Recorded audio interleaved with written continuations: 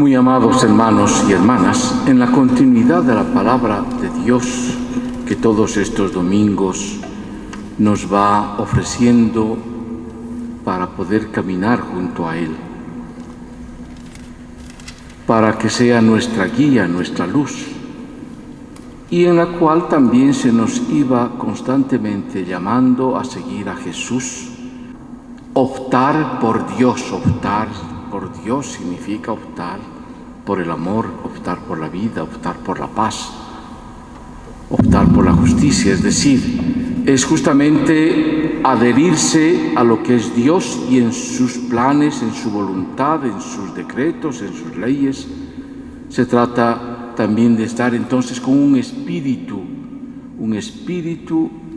de seguidores al Señor, pero también practicando y haciendo en lo que Él mismo nos está enseñando y nos está diciendo. Hoy día la palabra va más a fondo todavía. Si nos hemos percatado bien, la primera lectura habla justamente del profeta, el que habla en nombre de Dios, el que simple y sencillamente al verlo ya es un anuncio de esperanza, de salvación. Lo reconoce la gente que es profeta. De hecho, Eliseo de profesión no es profeta. Sigue más bien al gran profeta Elías.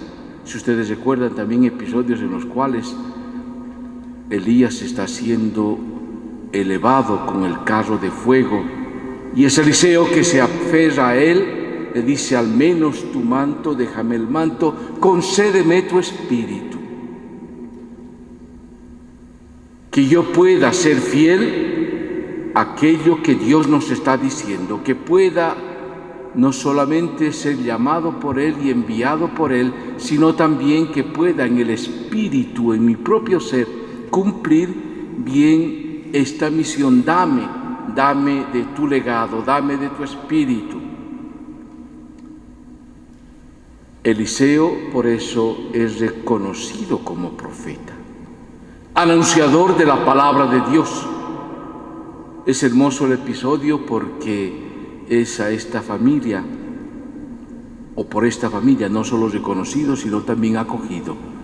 Y a esta familia después les da la gran noticia. Es la labor del profeta, a la cual, queridos hermanos, adelantándome ya, estamos llamados absolutamente todos. Porque algo en común que tenemos todos es justamente el hecho de la vocación a la santidad. Santidad no es otra cosa que sino estar en la voluntad de Dios, responder a los planes, ser abierto y guiado por el Espíritu Santo, hacer posible esta misión misma. Por eso Pablo hace tanta insistencia de la nueva criatura. Ustedes han sido bautizados en el Señor. Ustedes han recibido un espíritu de fe.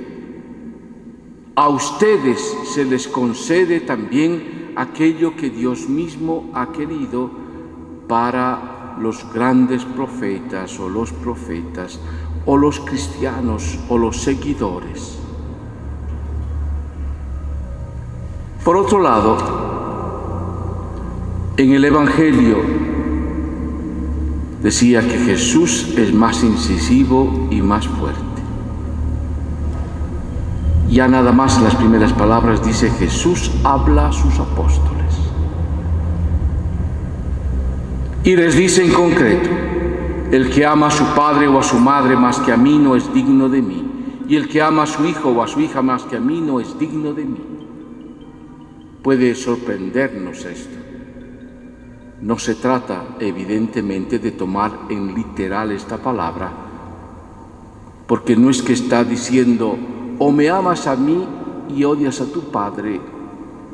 Lo que está más bien proponiendo es que el seguimiento radical al Señor, el ser auténticamente discípulo del Señor, o ser aquel que escucha total y plenamente a Dios y habla en nombre de Él, necesita prioridad.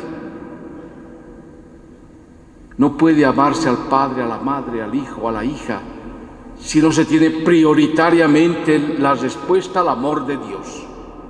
Es una consecuencia lógica y normal. Pero después, más allá, dice: el que no toma su cruz y me sigue no es digno de mí. Significa, por tanto, que el camino del discípulo, del profeta, del apóstol, es un camino también que tendrá dificultades y adversidades. Se contempla la cruz. Es la opción real y verdadera por Dios Padre, por Jesús, por el Maestro. Sobre todo, es el afecto total dado a Él sobre todos. Pero también en el hecho de la cruz. En los momentos de la adversidad, o lo que propiamente vendrá a ser justamente la entrega total y radical a este Dios, a este Jesús y su misión. Por tanto, fundamentalmente, hermanos míos, es reconocer que estamos llamados también nosotros a ser discípulos del Señor. Normalmente el discípulo quiere superar al maestro. En este caso no, porque el maestro es insuperable.